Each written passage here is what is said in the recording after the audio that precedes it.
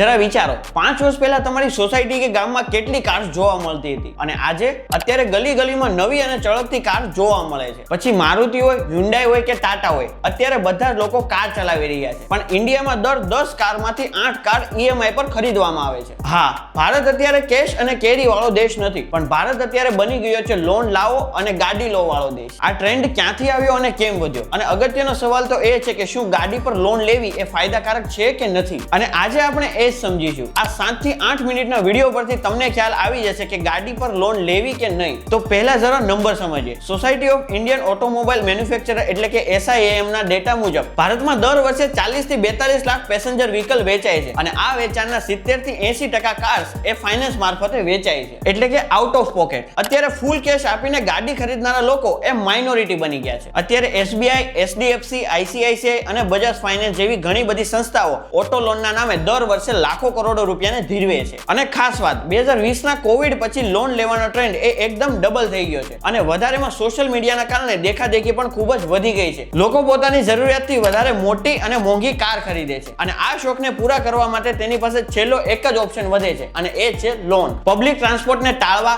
Personal મોબિલિટીની ઈચ્છા અને આવા બધા જ પર ઇન્ટરનેટનો કબજો છે, જેના કારણે ભારતીયોના કાર બાઇંગના બિહેવિયર સંપૂર્ણ રીતે બદલી ગયા છે. પણ એવું તો શું થયું જેમાં લોકો આટલી મોટી સંખ્યામાં લોન પર કાર લેવા ઇન્ટરેસ્ટ લઈ રહ્યા છે? જેના ઘણા બધા કારણો છે જે હું તમને અત્યારે જણાવું. લોકોનું કાર પર લોન લેવાનું પહેલું કારણ છે લો ઇન્ટરેસ્ટ રેટ અને ઈઝી અવેલેબિલિટી. 2020 માં પહેલા ઓટો લોન 10 થી 11% મળતી હતી અને અત્યારે SBI અને HDFC જેવી બેંક એ 8.5% થી લઈને 9% જેટલા ઇન્ટરેસ્ટ રેટ પર લોન આપે છે અને અમુક બેંકમાં કાર ઇન્ટરેસ્ટ રેટ 8.5% કરતા પણ ઓછો મળી જાય છે, જેમાં પહેલા અપ્રુવલ પ્રોસેસમાં 15 થી 20 દિવસ લાગતા અને અત્યારે ડિજિટલ પ્રોસેસના કારણે આજ તમારા લોનનું અપ્રુવલ 24 કલાકમાં તમને મળી જાય છે. અત્યારે શોરૂમમાં જ લોન ફાઇલ થઈ જાય છે, જેના કારણે કસ્ટમરને કોઈ બીજા ઓપ્શન જોવા નથી પડતા અને આ પ્રોસેસ અત્યારે દિવસે ને દિવસે ખૂબ જ ફાસ્ટ થઈ રહી છે, જેના કારણે કસ્ટમર અત્યારે ગાડીની ટેસ્ટ ડ્રાઈવ લે છે, લોન અપ્રૂવ કરે છે અને તરત જ તેની ચાવી તેને મળી જાય છે. લોકોનું કાર પર લોન લેવાનું બીજું કારણ છે એસ્પિરેશનલ મિડલ ક્લાસ. અત્યારે ઇન્ડિયાનું મિડલ ક્લાસ એ ખૂબ જ ફાસ્ટ ટ્રેક પર ચાલી રહ્યો છે. EMI ની મોટા ભાગની સ્કીમ એ મિડલ ક્લાસને ધ્યાનમાં રાખીને જ ડિઝાઇન કરવામાં આવે છે અને બેંક આવું કરવામાં એટલી સફળ થઈ ચૂકી છે કે જેના આંકડા મેં પહેલેથી જ જણાવી દીધા છે. અત્યારે 30 થી 60,000 કમાતો કોઈ પણ વ્યક્તિ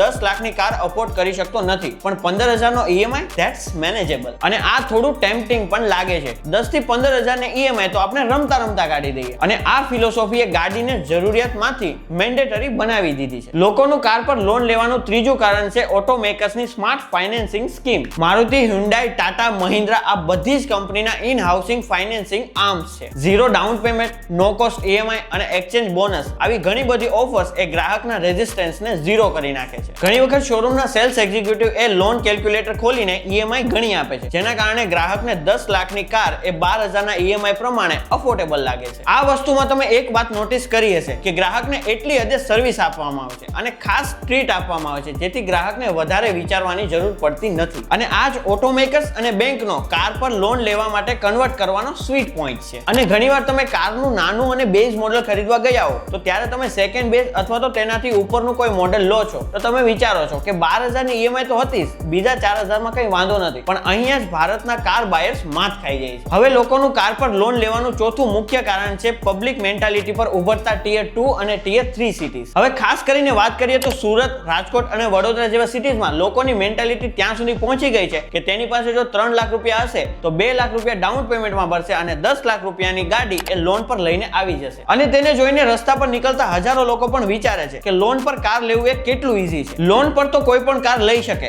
આ કટાક્ષ ક્યારે એનું બાઇંગ બિહેવિયર બની જશે અને એ પણ એને ખ્યાલ નહીં રહે અને એ વ્યક્તિ પણ લોન પર કાર લઈ લેશે. અને બેંક બ્રાન્ચીસ, NBFCs અને ફિનટેક એપના રોલઆઉટના કારણે લોન એક્સેસ અત્યારે ટિયર 3 સિટીઝમાં પણ પોસિબલ થયું છે. લોકોનું કાર પર લોન લેવાનું પાંચમું કારણ છે ડિજિટલ ડિસ્રપ્શન. બેંક બજાર, પૈસા બજાર અને કાર દેખો આવા પ્લેટફોર્મ્સ એ પબ્લિક બાઇંગ બિહેવિયરનો ખૂબ જ મોટો ભાગ છે. લોન રેટ્સની કમ્પેરિઝન ઈઝી થઈ ગઈ, ઓનલાઈન એપ્લિકેશન ફોર્મ ભરાઈ જાય છે, EMI કેલ્ક્યુલેટર તમારા હાથમાં મળી જશે અને પ્રોસેસિંગ સ્પીડ પણ વધી ગઈ છે. ડિજિટલ ઇન્ડિયા કેમ્પેનના બેનિફિટ્સને યુઝ કરીને અત્યારે ફિનટેક કંપની પણ સ્મોલ સિટી સુધી રીચ કરી ચૂકી છે. તો હવે સવાલ આવે છે કે લોન પર કાર લેવાય કે નહીં? તો તેનો સિમ્પલ જવાબ છે, ચાલો સમજાવી દઉં. એક સવાલ જે દરેક મિડલ ક્લાસ ઘરમાં ચાલે છે, ભાઈ નવી કાર લઈ લઈએ, EMI તો માત્ર 8,000 જ છે ને. અને ત્યાંથી શરૂ થાય છે એક એવી જર્ની જે એક્સાઇટમેન્ટ થી શરૂ થાય છે અને રિગ્રેટ થી પૂરી થાય છે. તો આજે સીધી વાત, લોન પર કાર કાર લેવી જોઈએ કે નહીં. પહેલા સમજો, કાર એ એસેટ નથી, લાયબિલિટી છે. શોરૂમમાંથી કાર બહાર નીકળે ત્યારે જ તેની વેલ્યુ ઘટવા લાગે છે. પહેલા જ વર્ષે 15 થી 20% જેટલું ડેપ્રિસિએશન જોવા મળે છે અને આ 10 લાખની કાર એ 5 વર્ષ પછી માત્ર 4 થી 5 લાખની થઈ જાય છે. પણ ત્યાં સુધીમાં તમે લોન પર 2 થી 3 લાખ જેટલું ઇન્ટરેસ્ટ ભરી ચૂક્યા હો છો. મતલબ કે જેની વેલ્યુ ઘટે છે તેના તમે એક્સ્ટ્રા પે કરો છો. આ ફાઇનાન્શિયલી સ્માર્ટ ડિસિઝન તો નથી. હવે લોકો વિચારે છે, ભાઈ